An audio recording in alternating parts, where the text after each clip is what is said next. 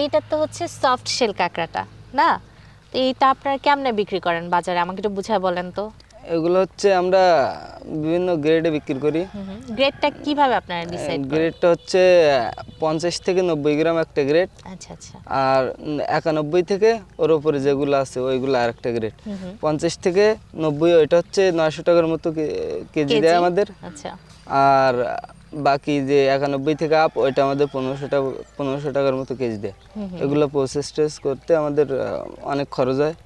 খরচের মধ্যে দিয়ে আমাদের লাভ্যাংশ বেরিয়ে আসে। আচ্ছা, আপনারা শুনতেছিলাম বলতেছিলেন বি বা সি এরকম, এই গ্রেডটা কেমনে আপনারা দেন? বিসি হচ্ছে হলো একটা ঠ্যাং বা দুইটা নলি মিসিং, আচ্ছা আচ্ছা। বা কোনো নলি নেই, কোনো ঠ্যাং নেই, এগুলো হচ্ছে বিসির একটা আর কি।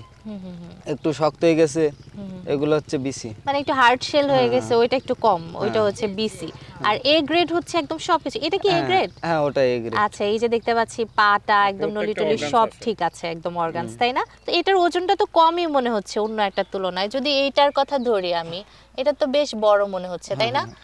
এইটা হচ্ছে আপনার 1200 থেকে 1500 টাকা কেজি বিক্রি করবেন, আর এই কাঁকড়াটা বিক্রি করবেন 900 টাকা কেজি। এই তো মানে গ্রামের উপরে আপনাদের দামটা নির্ভর করতেছে। কিন্তু এই যে দেখলাম খুব বেশি কাঁকড়া তো সংগ্রহ করেন নাই। না। সারাদিনে কয়বার সংগ্রহ করেন? সারাদিনে 6 বার। 6 বার? দিনে 3 বার, হ্যাঁ। রাতে 3 বার, 6 বার। তো এই সংগ্রহ করার সাথে সাথে কি বাজারে নিয়ে যান? হ্যাঁ, আমার সাথে সাথে বাজারে নিয়ে যেতে। তাহলে তো অনেকবার বাজারে নিয়ে যাইতে হ্যাঁ, হয়। দিনে 6 বার 6 বার, আমরা যেই কয়বার চেক দেবো সেই কয়বার বাজারে নিয়ে যাব।